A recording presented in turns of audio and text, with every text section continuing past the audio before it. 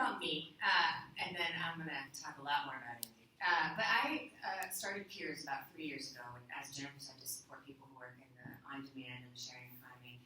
And since then, I've really been thinking, if work looks more like an Uber driver, how then do people have benefits or protections? Where do people who work outside of traditional employment have unemployment insurance or workers' comp or even paid time off? And how could we rethink the social safety net to support all kinds of work as work shifts? And those policies are important when we have Uber drivers. But what happens when the cars are driving themselves, which we know is like 2 to 9 years away, depending on who you talk to? What sort of social policies do we need then? And that led me to the universal basic income idea, and this old idea that everyone from Thomas Paine to Martin Luther King talked about, to now the generational moment led by people like Andy who are resurging the conversation given many trends that Andy chronicles in the book. So before we go any further, I'd love to know who's in the room tonight, and I have 2 questions for you. The first is, how many of you already believe, given what we know, we should move toward a universal basic income? Yeah, so before you think, great. So everyone has to answer, and the answers are yes, no, and I don't know. All right, so who are the yeses? Yes, we should move toward a universal basic income. So about a third of the room. No. Who is saying no, we should not move to a universal basic income? Just be the guy. Who says I don't know? Another guy. So what, 10 to 15 years out, will we be looking toward a universal basic income? Yes, no, or I don't know. Yes? Curious if it changes at all. It's about the same. You, maybe a no still. and then I don't know. Okay.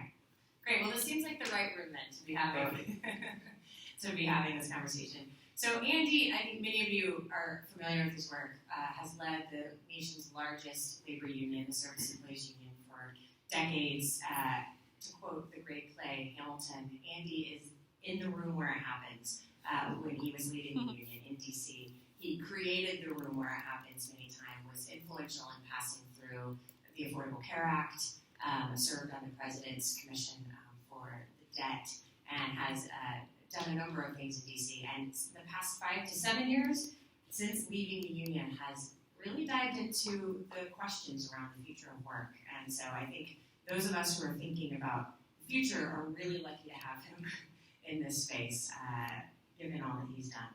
So I'm going to turn it over to Andy now to talk for 15 minutes about sort of the overview of what's in the book and his thinking, and then we'll just do questions with the audience. So please be thinking about what you want to ask.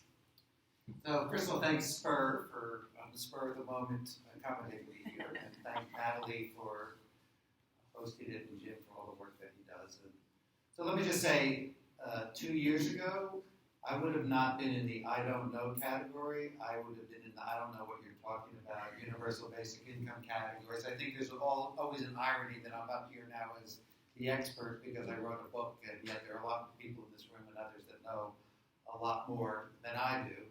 And I just had the good fortune to have the time and the energy and the interest to try to write a book about the future. And now my history is very simple. I come from the 20th century, one job in a lifetime economy. I basically had one job starting as a member of SEIU, ending up for the last 14 years as president of SEIU. We had a lot of important things that we did for janitors and home care and child care and other workers in the economy to try to change their lives. And in 2010, after the union had become the fastest growing union in the world, we'd had 1.3 million members, we had built the biggest PAC in the country, gave the largest amount of money by having our members go work for now President Obama and passed universal health care. I quit. And I quit because I came to do work in the union because I wanted to change people's lives. And as I watched inequality grow, as I watched the economy change, as I watched many members of ours suffer in 2008 and 2009, I sort of ran out of answers.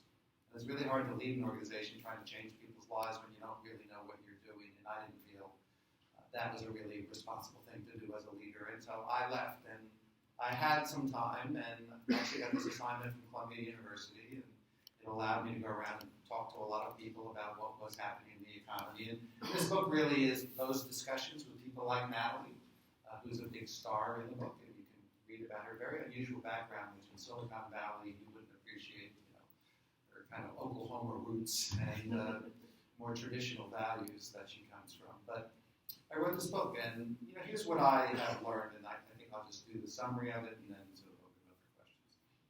So the first thing was we should rename the country the United States of Anxiety, because people are really nervous about the future, and for very good reasons. Despite what we say about how unemployment is down and the president has low interest rates and gas prices are down, only 21% of Americans actually think the economy is excellent or very good.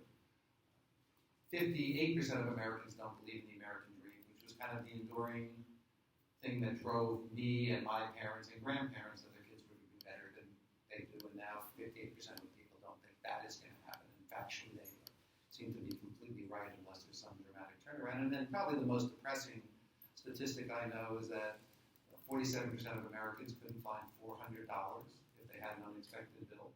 So you can imagine what it's like for the members that I represented to live in a world where, one car accident, one boiler breaking down, one roof getting blown away really blew away their lives completely. And so I think sometimes we don't understand what's happened. And there's a series of charts in the book that just make this very simple. That come from Andy McAfee and Eric Bajorson, who were at MIT. And the charts say this. In the 20th century, things worked a lot better because when you had economic growth and productivity growth, you had wage growth and job growth. And in fact, we just got used to saying, if the economy grows, everything will be fine. And in the 20th century, there was a lot of truth to that. And then at the end of the 20th century, we now know, looking backwards, that you could have growth in GDP, and you could have growth in productivity, and you could have no wage growth. And so we've now watched for 20 years in a row economic growth and productivity growth without wage growth. And what we haven't really yet recognized, because people don't want to come to grips with this, is we now have GDP growth and productivity growth and no job growth. All of the jobs that have been created since 2007, the net increase in jobs since 2007, are all in what is called alternative work arrangements. Whether you want to call that contingent gig, part-time, temporary, freelance, that is where the growth of the economy has been. It has been mostly in low-wage jobs. If you look at what happened in 2009, 70% of the jobs we lost were middle-income jobs. 80% of the growth since that time has been in low-wage jobs. So the economy's just changed.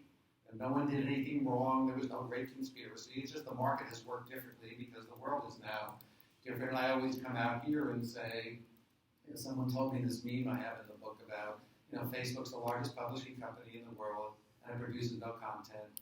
Uber is the largest transportation company in the world and owns no cars. Airbnb is the largest hospitality company. It has no rooms. And Alibaba and Amazon are the largest retailers in the world, and they own no inventory. And that is the economy that we have today. And we just need to realize that is a very, very different set of facts. And when politicians say we're going to solve this problem by growth, you should just listen, and your ears should perk up, because it will not solve the problem. We need growth. Growth is enormously important, both in productivity and GDP, but it's no longer producing what we hoped it would, which was also growth in wages and growth in jobs. The second thing we know is we're moving from an employer-managed work life to a self-managed work life. So in my life, my employer managed my pension, my health care, my Social Security, my career, my retirement. In my father's years, they used to give him a watch after 50 years and 65 and tell you your life is done. But you were a company person, and you had a one job in a lifetime as more the standard model. And now that model is gone. And we have not built, as Peters and others have shown, what is the next generation of ways that we can provide the same kind of safety net and stability and security for people in a world where lots has changed that allow companies to reassemble how work is done, to turn jobs into tasks, to send the tasks all over the world, computerize and use through software, lots of others. We just not have come to grips with that. But that's not really what I wanted to write about, because as Natalie said, if you think about Uber as the question, there's lots of things people are talking about appropriately now that you can do to make the lives of Uber drivers better, and we should. And there's lots of good work going on. What I'm writing about is what happens when there's no Uber drivers. And more importantly, what happens when there's no truck drivers. Because truck drivers are the largest occupation in 29 states. In the United States, this is not some small job. There's 3.5 million truck drivers in America. There's 6.8 million people that service the 3.5 million truck drivers in auto repair, insurance, rest stops, motels, giving speeding tickets, lots of different things to support the truck drivers and logistic movement of goods and services in our country. And we now know that driverless trucks are on the road in mining camps. We saw a driver drive 4 driverless trucks across Europe, from one end of Europe to another. Somewhat like a train, except they weren't connected. The connection was all through technology, and so we had one driver where we used to have 5 doing the same thing. So you can see this coming, and we can all say it's not going to happen. And I do agree with cars that people will make all kinds of personal choices. I do not agree that businesses won't choose to deploy labor-saving devices at the moment that they can. I mean, that's just the nature of how capitalism works, and companies are not around to create jobs. They're around to provide benefits to stakeholders, and mostly they don't think of their workers as stakeholders. They think of them as costs, and so we can imagine what's going to happen. So that's the era I'm trying to talk about. And here's what I say. There's a big debate that goes on about, is this time different? Are people Luddites because they think that the jobs aren't going to come back? And so I'm fairly simplistic on this because I don't have enough time to debate with the economists about the productivity numbers measuring the right things right now. I know this. Reputable people, really reputable people that advise companies and countries are saying this. McKinsey Global Institute says 45% of all tasks now can be eliminated by existing software, 13% more of artificial intelligence is commercially deployed. Oxford University says 47% of all jobs. Boston Consulting Group says 25% of all jobs in the UK. Deloitte has similar type numbers. Brookings, Pew, Bill Gross, Larry Summers, you can go through a whole group of people, Bob Reich, will all tell you the same thing. There is lots of evidence that the potential, and no one really knows, that the potential for the most major disruption in the history of the labor market in modern times, if not in all times, because now we're not just talking about one sector like agriculture or one sector like industrial, we're talking healthcare, we're talking education, we're talking logistics, we're talking retail, we're talking restaurants, we're talking all the big job-creating occupations now are being affected by technology, and mostly software, all of which is squeezing jobs out of the situation, out of the workforce. And, even in healthcare, we know where big hospitals were the big job providers in many communities. We now watch as technology allows you to have hip surgery or knee surgery at an outpatient basis in an ambulatory care center, all of which employ far less people than the big hospital with all the hotel-type services. So we now have all this reputable research. We have people like Larry Summers saying amazing statistics, like in the next generation, a quarter of all middle-aged men will be unemployed at any particular time. That's a pretty huge, depressing kind of statistics to think about. The Pew people actually talk about, they interviewed 1,896 experts in economy, technology, and half of them said not only is the jobs going to be disrupted, but there will be a major potential of threat to social order in the country, over time as all these jobs are dismissed. And I don't know if they're true. I just know this. If someone told me, the meteorologist, that the tsunami was coming to the shore, I'd be an idiot to say, I look at the map, I'm not really sure those numbers are right, and I don't think they calculated the wind speed exactly right. I'd shutter up my house, I'd move my family, I'd do whatever I had to do, and yet this country is watching the tsunami come to shore, and everybody wants to debate whether it is or it isn't, or is it Donald Trump or Hillary Clinton, and yet we are not that far away from the potential of a tsunami of change. And that's what got me to write this book. And Andy Grove framed the book for me, as you can read, when I visited his consulting firm. I didn't even know Andy Grove had a consulting firm, but it's called SARUS, S-A-R-U-S. I asked Andy, Mr. Grove, what does SARUS mean? He said, Strategic Advisors Are Us. He was in this little office, looked like an old real estate or tax office, giving advice to the smartest people in the world. And what he said to me is, there are moments in history, and he wrote this in his book, Only the Paranoid Survive, that are called strategic inflection points. They're where a confluence of events, not a single event, but a confluence event, cause a moment for a company or a country that's a turning point. And he said, we are arriving at that turning point as it comes to the labor market and jobs. You know, it was just so clear to him that that was going to happen, given as he watched what technology was beginning to do in Silicon Valley. And he said the interesting thing about strategic inflection points is twofold.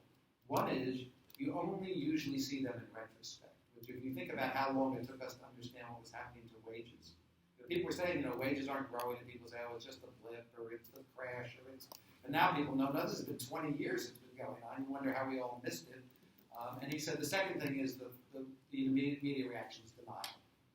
But that's not really true. It can't be true. That's what happens in companies. Someone's just redo the numbers. It'll look different if we redo the data. So, I now think we're at that strategic inflection point. We have lots of time before this hits. This is not tomorrow's problem, but this is not 30 years away. This is not your grandkids' problem. This is you and your family's problem right now. So then the question becomes, what do we do? We should also understand, I always like this little fact, which there are more men on disability right now than in manufacturing. The number of people with disability in this country, people have found a universal basic income if you're a middle-aged man who's unemployed as you go to Social Security and apply for disability benefits, and you find a doctor, like welfare people used to find people to get on Social Security, SSI at times, you find a doctor who will write the note, who gives you a chance to go get a universal basic income. And if you don't get approved, that's fine. We've gone from like 3 to 7% of the working age male population who are on disability right now because they can't find work. And this is their universal basic income attempt. So what do we do? So as Natalie said, this is the biggest new idea of the 21st century that is so old, that I feel like we're rebranding a basic idea that Thomas Paine had, which at the founding of the country in the late 1790s, he said we should give every citizen, and I'm sure that meant white men, 15 pounds sterling, because we were about to take what was he considered public goods, which were the lands after the Revolution that had been owned by the crown, and we were about to turn them over to private hands, and that the citizens of the country should be compensated when common goods were given to private hands, and that he proposed the basic income, and then Bertrand Russell and Frederick Hayek, and the list goes on, all the way up to, surprisingly, Richard Nixon, who is the hero of the universal basic income in the United States, because he conducted 6 experiments around the United States in universal basic income, led by Milton Friedman, who was his intellectual economic advisor. They actually passed it in the House twice in the United States, an amount equal to $10,000 every citizen would have received. And the only reason it didn't pass was because the Democrats were sure they were going to beat Nixon in the next election, and the Democrats were going to come in and they were going to make it $12,000. And it never came back again. And now it's found its emergence on 2 different issues, and I'll close up on this. What is the efficiency or the lack of efficiency of the welfare state? There are people that are focused on this, like Charles Murray and others, who believe we've created a welfare state that is demeaning and humiliating and creates, no incentives for people to work, and work, takes you off valuable benefits you can get. And so there are people like Charles Murray and other conservatives at Cato who are on an efficiency argument. But there are also people like Martin Luther King, who in 1968 got on the moral argument. He wrote his last book, From Chaos to Community, that we asked the government to end poverty in the civil rights movement. We didn't ask for 122 different government programs to service the poor. And if you want to end poverty, give people money. And he came out for a guaranteed income right before he died as a much more dignified way to deal with the question of how people who live in the richest country on earth don't deal with this as a matter of scarcity, but as a matter of decency and dignity for people that exist. And so we now have a little boomlet of UBI. We had a referendum in Switzerland. The 2 interesting data points after a pretty large loss was, as opposed to your answers to the question, 75% of the people in Switzerland said they expect to have a universal basic income in 25 years. They just thought it was premature in a country where the average median income is $72,000 a year and the unemployment rate is under 2%. It seemed like we don't really need to struggle with this issue right now. By the way, you forgot to tell us how to pay for it. But for millennials, 40% of millennials voted yes in the referendum. And I think that is the issue that underlies a lot of the debate here, the difference between one job and a lifetime, people where work was an enormously important part of our social life, as well as our economic life, as opposed to millennials and other people who are just entering, or haven't even entered the workforce, and how they're going to view the future. And so my proposal is simple. Poverty is $11,900 according to the federal government. It's almost impossible to believe it's that little, to get you above the poverty line. So I'm giving everybody $1,000 a month. That's $12,000 a year, $24,000 for a family. I don't happen in my plan. You can make any plan you want. I don't give money to children, and I top up Social Security for people that don't get that much money on Social Security. It costs $1.7 trillion. Sounds like a lot of money. You can get there very quickly by doing a series of simple things. There's about $600 billion worth of welfare programs that I would argue aren't necessarily, you don't need to build on top of the universal basic income. And we're back to the Martin Luther King problem of let's drug test the people on food stamps, because obviously the unworthy poor, the idea of a universal basic income is everybody's worthy as a citizen of this country to receive a certain amount of benefits. But there are very simple things that this country had for 50 years, like a financial transaction tax, which has come back in public view as a result of Bernie Sanders and the Tobin tax, and that's beginning to pass around Europe. And then there are things, such as a VAT tax, which this country doesn't have, a carbon tax. You can go through lots of different ideas. The amount of money we spend for a social benefit infrastructure is so much less than most of the developed countries in the world. We would have no greater percentage of GDP than lots of other very successful countries that seem to be able to do quite well, both providing benefits for people and producing an economy that works to produce growth and wealth and income. And so, that's the idea.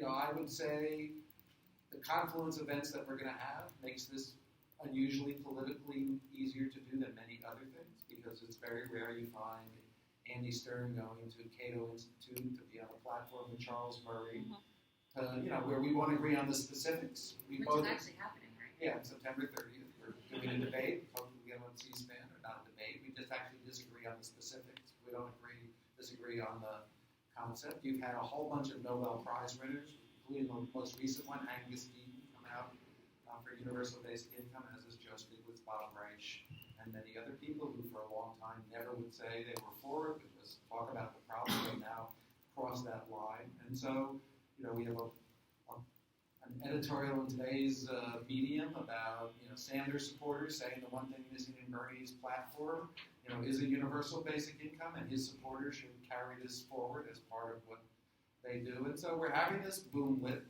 Finland has 8,000-person experiment about to go on. Netherlands are doing in Utrecht, redoing their welfare system around the universal basic income. Y Combinator is doing its experiment. Justin Trudeau in Canada has it in this platform of the party that got elected, and now he's trying to conduct 2 experiments in Canada. The Labour Party, the shadow government in the UK, if they still exist after Brexit, is in favor of a universal basic income. The Royal Society in the UK has produced an econometric model that people can play with that will tell you how you could actually build a universal basic income system. So all over the world, people are beginning to think about it. And my conclusion is this. I don't know if a universal basic income is the right answer to the problem. I think like Winston Churchill said about democracy, it's a terrible idea until you try everything else. So I'm interested in what are the everything else's, because I think that's the right discussion to have. What I'm not interested in is having a debate with the lead economists about whether it's going to happen or not. Because I think the warning signs are so clear that it could happen that it would be irresponsible to not do something about it. And more importantly, the history of the world is this, that when bad things happen in economies, people with wealth pay far less of a price than people without it. And the Industrial Revolution was horrible for 20 or 30 years before the economy righted itself, and Charles Dickens wrote a lot of books about it. It was a terrible situation for people. And shame on us as a country, if with those tsunami warning signs flashing right in front of our face, some of the most responsible people in the world, economists on the left and right, agreeing that something has a huge potential to disrupt the lives of our families. If we stand by and watch the tsunami come and debate, is it going to really hit me or not, is not the way I think we should take care of ourselves and our community. So for that, I say, let's try universal basic income. Let's try something, but let's have a debate about the future of this country. Our families deserve it. Thanks. Great.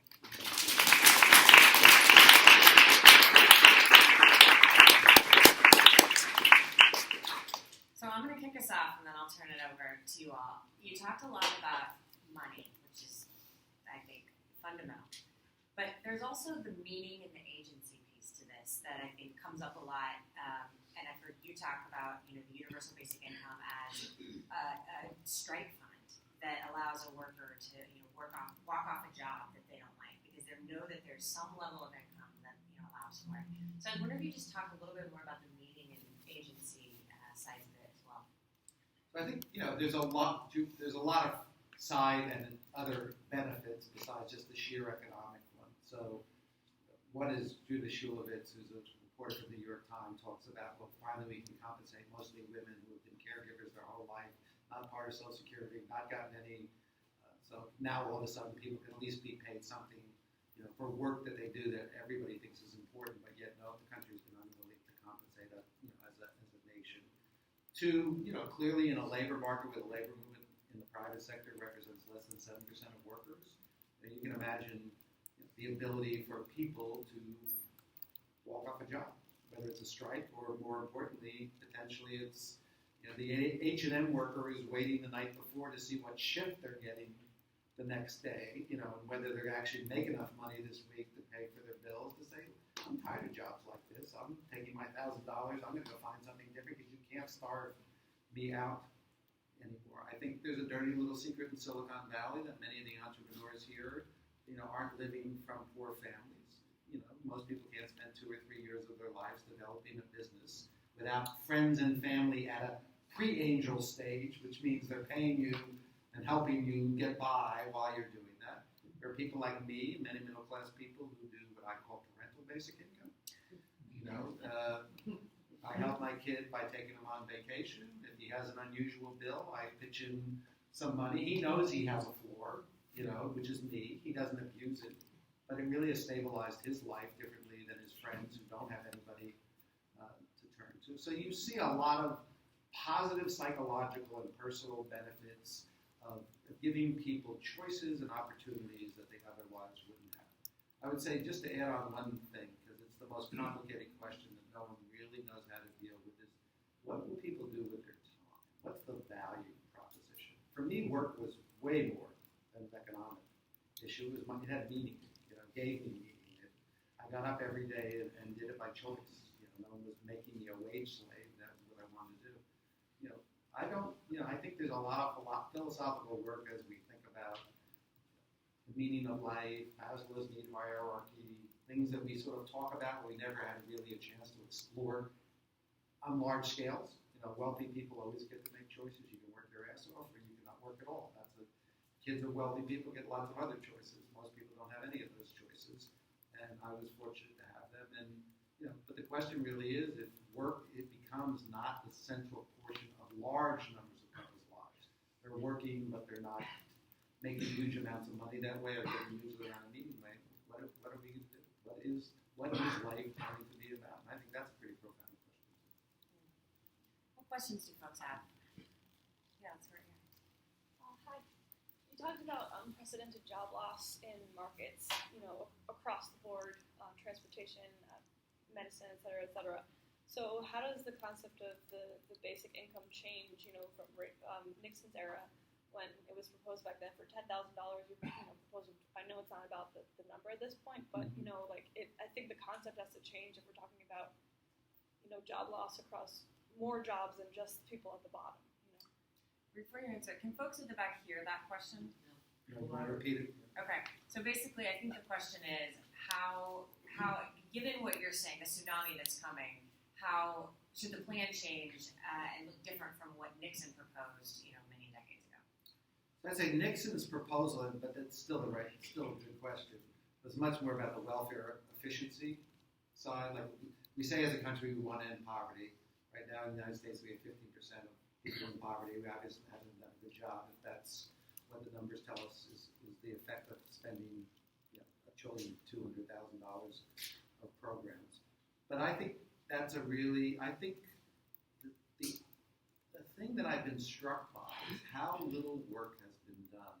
Even when people say what I call the catechism, you say to people, what are we going to do? It's minimum wage, infrastructure, unions, education, entrepreneurial activity. Like that's going to solve all things. And you say to people, okay, tell me how the infrastructure program works, right? Like, how much money can we spend in a year? How many jobs? Where does it go? We sort of watch the stimulus have shovel-ready projects that never were very shovel-ready. It takes a long time to deploy capital in infrastructure. There's a certain skill set, particularly if you're talking about bridges and highways. It's not like everybody can go out and just let's fix the road here. I'll take the steamroller, you take the tar machine. We'll have a great time. So. I think we haven't done enough work, and I think you ask what are better ideas? What are different versions of the idea that kind of marry itself to the world that we're going to, not from the world we came from? And that's why, as you can see, I believe universal basic income is the best idea I've heard. I have no reason to believe it's the best idea, period.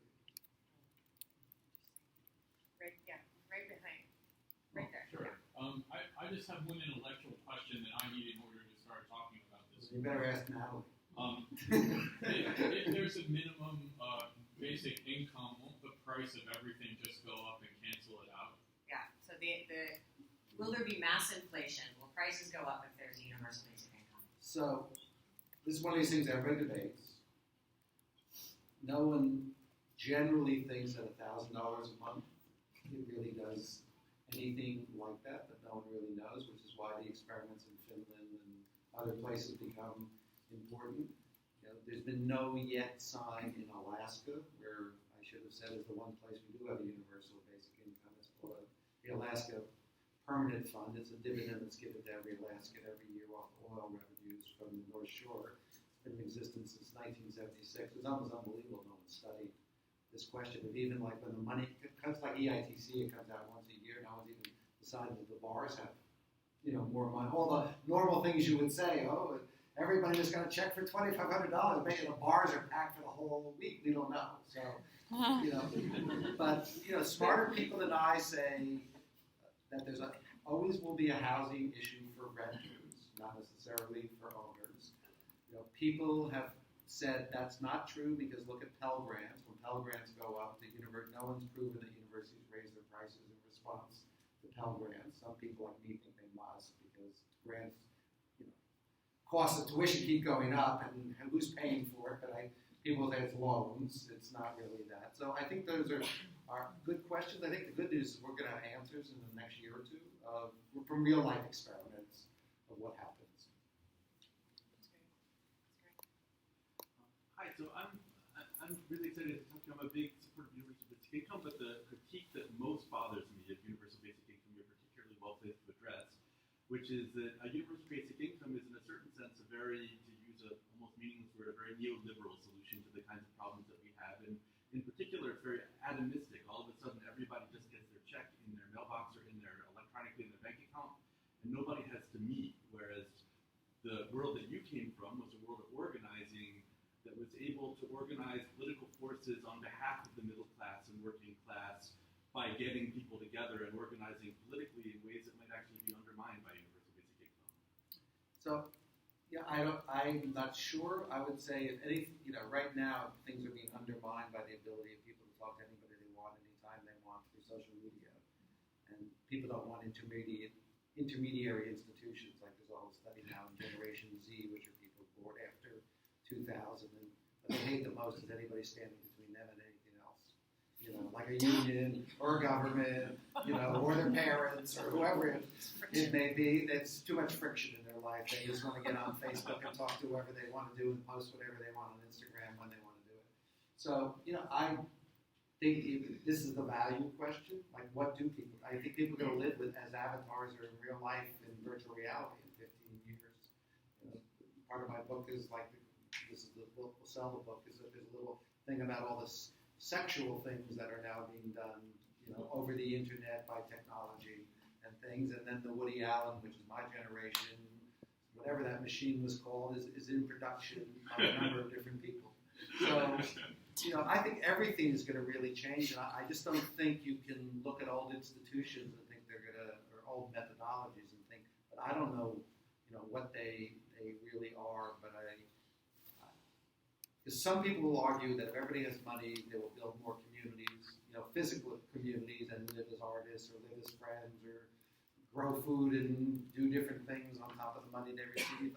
It's too hard for me to understand, but I think we need to be thoughtful. And the last thing I'd say is there are a number of people, and I would support it, except I tried to make my idea so simple that I wasn't going to debate all the exceptions to the rule. But a lot of people say we should have national service as a precondition. Again, like as a country, we need to knit ourselves together. It doesn't have to be military service. It has to be some kind of service. But we should all give something back. We'd also take a few years out of the labor market, which wouldn't hurt either. But that we need to find a way in a world that is very divided and people don't have the same kind of experiences to potentially use national service as a way to build that kind of community. Or at least start younger people to have an experience they might